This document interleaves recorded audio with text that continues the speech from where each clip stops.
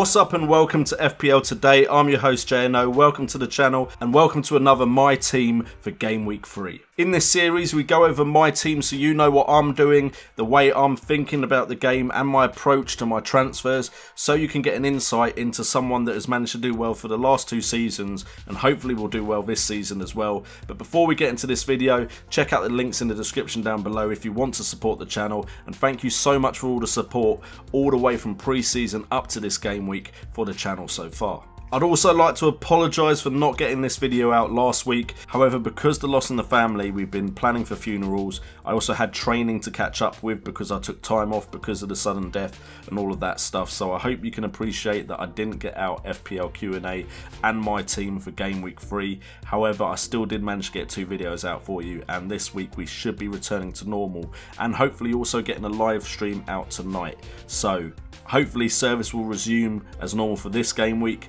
Next game week is the funeral, so you may have a video missing here or there, or it may come later because it is the international break, so we should have some more time to get stuff out there, and hopefully if I can I'll squeeze in some other stuff for you as well. Anyway, on to my team. My Game Week 2 team did absolutely shocking, getting 37 points. I only had 3 players who got over 3 points. Ben Foster, Gabbiadini and Romelu Lukaku, the only players to pick me up more points than you'd expect.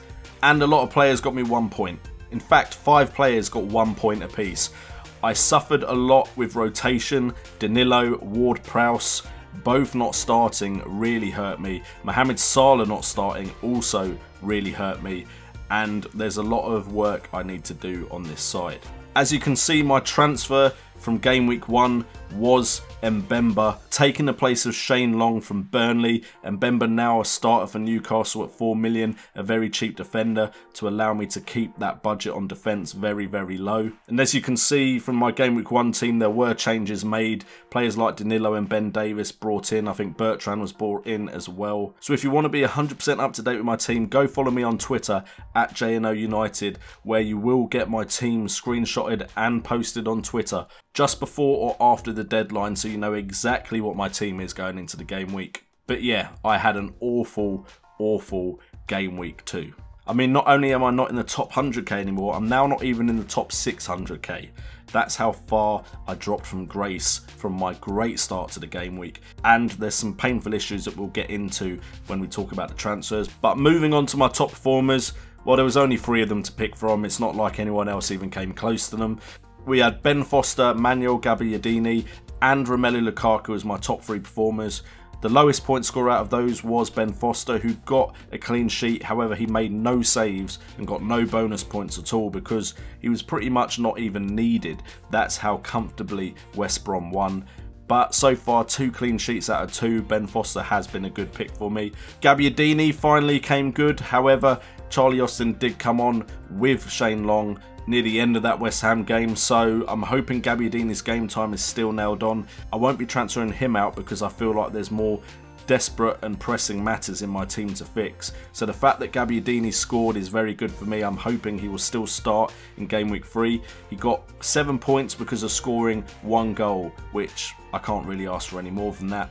And then finally we have Romelu Lukaku, who's part of that Man United side that are just tearing up the league at the moment. Fair enough, their opposition hasn't been that difficult, but you can only beat who's put in front of you.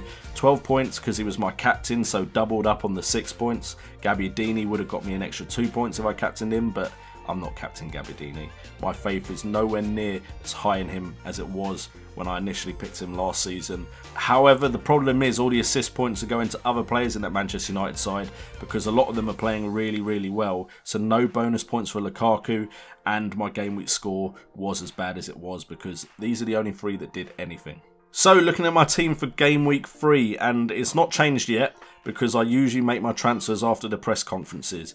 So right now is the lineup that will start if I believe all of these players are going to play and they have a good chance of scoring. However, I'm very unlikely to keep it the way it is, and I'm planning on playing my wildcard in the international break, so I should use my transfer now to optimise the amount of transfers I have in the game and in the season. So at the moment we have Ben Foster in goal, who isn't going anywhere. I'm pretty confident in his chances of getting a clean sheet, although Jesse Rodriguez worries me just slightly.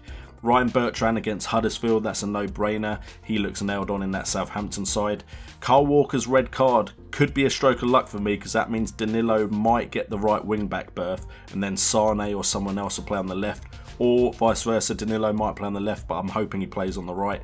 Ben Davies shouldn't be going anywhere in that Spurs side. I don't think Danny Rose is ready for Game Week 3 fixture, but I will keep an eye on that. And then we get to the midfield where I'm in a bit of trouble because so far Ward-Prowse got dropped, Salah got dropped. Willian did look good playing just behind Morata, but Eden Hazard could be making a cameo in Game Week 3 because it looks like he's now back in full training, so that puts Willian's game time at risk.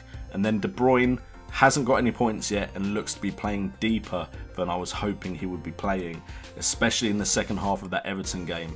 So I'm not happy with any of my midfielders because of their game time risk or because of where they're being played in the pitch, and I can think of a lot of midfielders that I'd rather have than these four.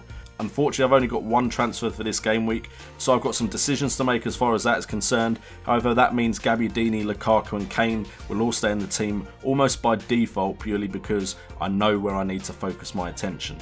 Fortunately for me, Tom Carroll is still playing in that Swansea side, so I've got one sub that is definitely playing, and then Mbemba looks like he could be starting until the Newcastle players come back from injury, fitness or suspension. So I've got two players there to come on if needed. Neither were needed this game week, although to be honest Danilo was dropped, so Mbemba could have come in for him if he hadn't come on, and Carroll could have come in for the midfielders that were dropped, but neither of them got points, so I'm not too hurt that they didn't. So on to my potential transfers, and as you can see, I'm looking at the big hitters in the midfield, but I'm also considering the likes of players like Aaron Ramsey, Nathan Redmond, Dusan Tadic, because I need to change up my midfield.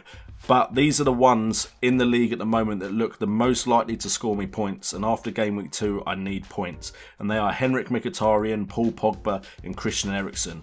They are the three highest scoring midfielders in the league after 2 game weeks. I know it's early days, but they all have the class and they're all in teams that look to be performing well, although whether Tottenham's performance against Chelsea was a good performance can be questioned. I do think Spurs won't have problems against the smaller sides, however, and all these players look like they could be top quality picks for Fantasy Premier League. We have Henrik Mkhitaryan, who's got the most assists in the league at the moment, a goal involvement rate of 51.7%. Chances created at 9 and big chances created at 4, with a minute per chance created at 19.2. Christian Eriksen looks like the most consistent Spurs player at the moment with 3 assists, goal involvement at 100%, so he's been involved in all of their goals. Chances created at 5, big chances created only 1, minute per chance created at 36, so not as good as Mkhitaryan, and Mkhitaryan comes in at 1.5 million cheaper. On the plus side though, Spurs have Burnley in the next fixture, and then I'm planning to wildcard, so I can just make a 1 game week decision if I think Eriksen might outscore Mkhitaryan. And then we have the goal scorer and assist machine, Paul Pogba, who is currently the highest scoring midfielder in the Fantasy Premier League, has got 2 goals and 2 assists, has been involved in 50% of the goals, has had 6 attempts, 4 of which have come from inside the box, and has had 2 big chances. I don't think Pogba is going to keep up this form as much as Mkhitaryan will keep up his. Mkhitaryan has been playing very advanced. That doesn't mean he's more of a goal threat, it just means he's going to be up there and involved a lot. Whereas I feel like Pogba is just at the moment timing his runs to perfection, and there may be an element of luck there, but don't get me wrong, Pogba has looked a lot better than he did this time last year. So I'm most likely going to bring in Pogba or Mkhitaryan. The only way I can do that is if I bring him in for Salah or Kevin De Bruyne, and that may all rely on the press conferences just before the game week deadline. So there you guys have it. That is a look into my team and the decisions I'm considering to make. I hope this series helps you out and is insightful to how I play the game, because I want to make sure that I don't just talk about my team and go, here it is, bang. I want this to be beneficial for you guys as well. So if you've enjoyed this video, please hit that like button for me. Hit that notification bell if you want to know when I'm going live. Should hopefully be going live tonight, so look forward to that. Also, check out the links in the description if you want to support the channel. There's also the link to the designer that made my YouTube banner and icon, Roxall Graphics, so go check him out on Twitter as well. I've been JNO, this has been FPL Today, and remember, it's all about the game.